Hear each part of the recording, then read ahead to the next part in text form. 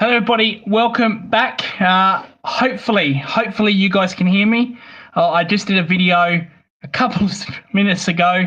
We had some audio problems, but hopefully the boss man is backstage, so hopefully he can tell me there is audio and we are good to go. I think we might have solved the problem. So we'll start again. That's okay. Today's video is about Mitchell Starc. Has retired from T20s. Also, we've got some huge news on Pat Cummins, who could miss the Ashes. I'm not joking. We thought about making two videos on this. We thought, you know what, we're going to squeeze it into one. He's given me the thumbs up. It's working right now. Fantastic. So, yeah, big news on Pat Cummins. But Mitchell Starc, we'll get to Mitchell Starc first. He's announced his retirement from T20 internationals. He finishes on 79 wickets, an average of 23. A fantastic bowler. There's arguments saying that he's a better white ball bowler than red ball bowler. I disagree, but it's out there. We can debate that.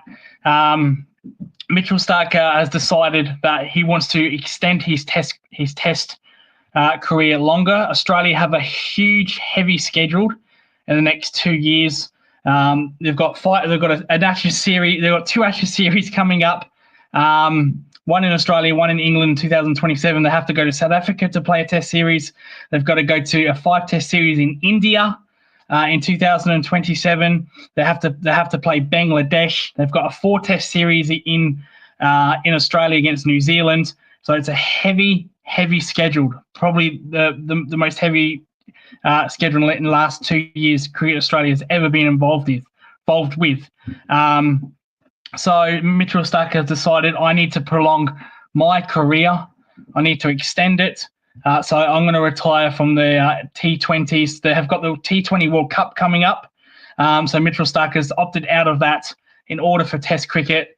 My opinions on this have always been strong. You know, you always put Test cricket first. Cricket Australia, you know, have encouraged their players to do that. And that's what Mitchell Starc has done. He has decided that, well, I'm not gonna play T20s anymore. Heavy scheduled in the next 2 years regarding Test cricket.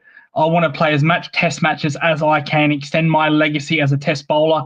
And for me, his legacy is he's probably behind Glenn McGrath. His last 2 years have been outstanding. Literally, when you get to a certain age, you start to go down. Starc has gone up. He's gone up. He was fantastic in the Ashes series in England, where he took a 5-wicket haul in the 5th Test match. He was very good in Sri Lanka. You know, it was only a 2-test series, but he was very good there. Very good in Australia last 2 years, better than Cummins, in my opinion. While Cummins has gone a little bit down. We're going to get into that a little bit later, explaining probably why Cummins has gone down with his bowling slightly. But Mitchell Starc has been excellent. That Pakistan series, where it was going to be a 3-test series, where it was a 0-0 draw, Starc came on with his reverse swing and turned that test series on its head. So the last 2 to 3 years for me, I think he's gone past Cummins. I think he's the second best pace bowler of all time for Australia. Not all time, but for Australia, in my opinion. So as I said, 79 T20 international wickets at 23. He will not play in the World Cup. The World Cup is just around the corner. It's coming. He was going to actually be part of that. He was going to play in that. He put his hand up to play in that, but he's now changed his mind and needs to extend his Test career, which, again, as I've said, I'd love it. I absolutely love it. Well, other nations, probably cricketers, you know, they've gone the white ball path. Cricket Australia, they don't do that. They encourage their Test stars to prolong their Test career. So will we see more retirements in the future? Will we see a Josh Hazlewood retire? Will we see a Pat Cummins retire from T20s? Mitchell Starc doesn't play much T20s for that matter. He doesn't play a lot of bilingual series. You know, he just plays his World Cups. At times he didn't even play in the World Cups. Where Australia would play second string bowling attacks. But when I remember when Australia won their T20 championship, they used Hazelwood, they used Cummins, they used Starc, and they won it straight away. In previous years, they'd use second string attacks. So Mitchell Starc will leave as a World Cup winner in the T20s. With ODI cricket, again, he wants to extend that.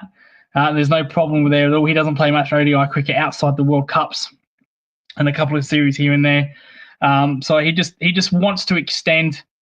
That this retirement is basically extending his Test career because of the heavy schedule in the next 2 years. I think they're play something like 25 Tests in the next 2 years. So that is quite ridiculous. So yeah, the other breaking news: Pat Cummins is out.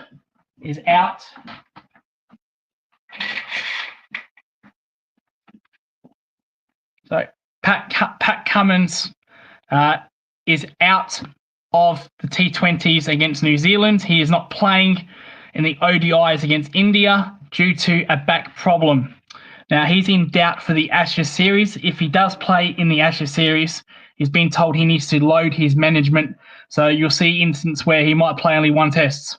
He might play the first test and then skip the first two, a bit like a Jasprit Bumrah situation.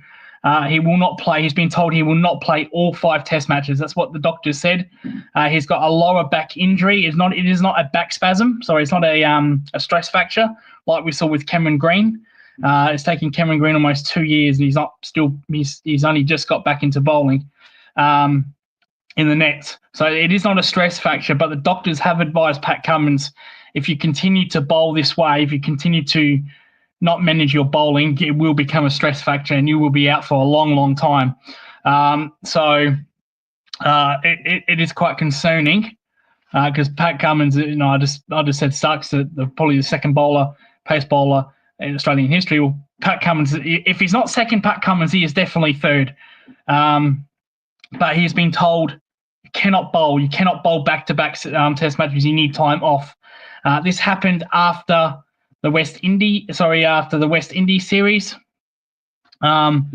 He was told you've got a small complaint in his back. He's had scans.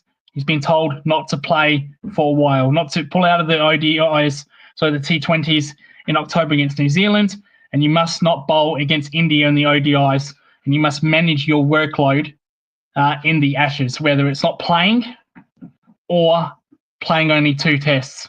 Otherwise, it will be a stress fracture, and if it's a stress fracture, that is probably 2 years where he won't be bowling, especially in a heavy, as I just mentioned, it's a heavy schedule Australia have got in the next 2 years. So he needs to be fully fit. Though he hasn't retired from T20s or ODIs, he's just been told not to play in the ODIs leading up to the Ashes. Because if you do and you get a stress fracture, that is game over. You will not be bowling for 2 years. You'll be out for 2 years, like Cameron Green is.